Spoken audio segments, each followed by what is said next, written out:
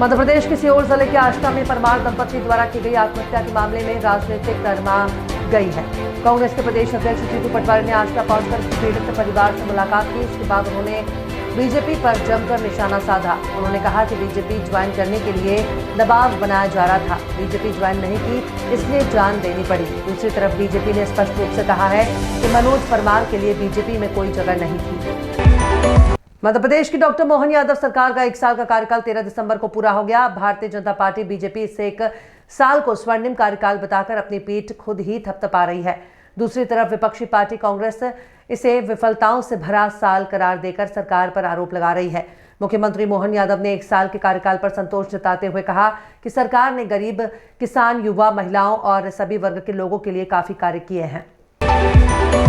मध्य प्रदेश में राज्य सरकार पुरातत्व के अंतर्गत आने वाले स्मारकों, संग्रहालय, ऐतिहासिक धरोहरों और परिसरों में प्री वेडिंग शूट के लिए बड़ी पूछताछ और ऑफर आते थे। ऐसे स्थलों में शूट की परमिशन तो मिली भी जाती थी, लेकिन वो थकाऊ और सिस्टम की कागजी प्रक्रियाओं में उलझे रहने वाली थी, जिससे लोग या तो बिना परमिशन ऐसे स्थानों पर शूट करने का जोखिम उठाते या फिर इरादा ही छोड़ देते। मध्य प्रदेश के मुख्यमंत्री मोहन यादव ने खरगोन जिले के भट्टयाण आश्रम पहुंचकर सियाराम बाबा के चरणों में माथा टेका। इसके साथ ही बाबा की पार्थिव देह के डोले पर पुष्प अर्पण कर श्रद्धांजलि दी। मुख्यमंत्री ने कहा कि इस पावन भूमि पर बाबा का समाधि स्थल और भट्टयाण में नर्मदा नदी का घाट बनाया जाएगा। भट्टयाण को धार्मिक पर्यटक स्थल के रूप में विकसित करेंगे। लोकसभा में संविधान पर चर्चा के दौरान आज शुक्रवार को समाजवादी पार्टी के सांसद और पूर्व मुख्यमंत्री अखिलेश यादव का अलग अंदाज देखने को मिला। सपा मुखिया अखिलेश यादव का लोकसभा में दिया हुआ भाषण काफी चर्चा का विषय बना हुआ है।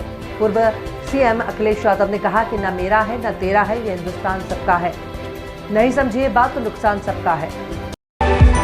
संविधान अंगीकार करने के 75वीं वर्षगांठ के मौके पर लोकसभा में आज शुक्रवार को चर्चा हुई। इस दौरान समाजवादी पार्टी के राष्ट्रीय अध्यक्ष अखिलेश यादव ने भारतीय जनता पार्टी पर गंभीर आरोप लगाए।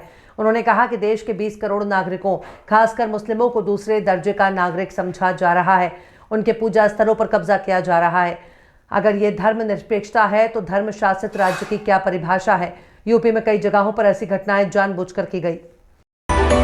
उत्तर प्रदेश में पीसीएस प्री परीक्षा 22 दिसंबर को होगी। इसको लेकर प्रशासन अलर्ट पर है। मुख्य सचिव ने इस संबंध में निर्देश जारी किए हैं। निर्देश में कहा गया है कि परीक्षा केंद्रों तक सही प्रश्न पत्र पहुंचाना सुनिश्चित किया जाए।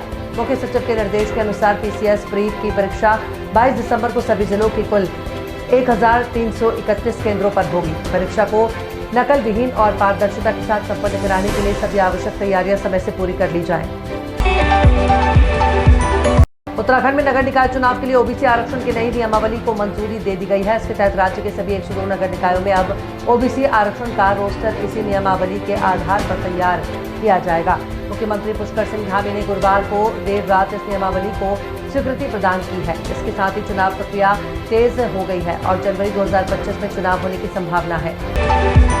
दिल्ली विधानसभा चुनाव से पहले आम आदमी पार्टी ने बड़ा दांव चलते हुए गुरुवार को महिला सम्मान योजना का ऐलान कर दिया है। इस योजना के तहत दिल्ली की महिलाओं को हर महीने 1000 रुपए दिए जाएंगे। वहीं अब इसके रजिस्ट्रेशन को लेकर मुख्यमंत्री आतिशी ने बड़ा बयान दिया है। प्रेस कॉन्फ्रेंस के दौरान सीएम आतिशी ने कहा कि इस वादे को पूरा करने में हमारे विरोधियों ने कोई कमी नहीं छोड़ी है।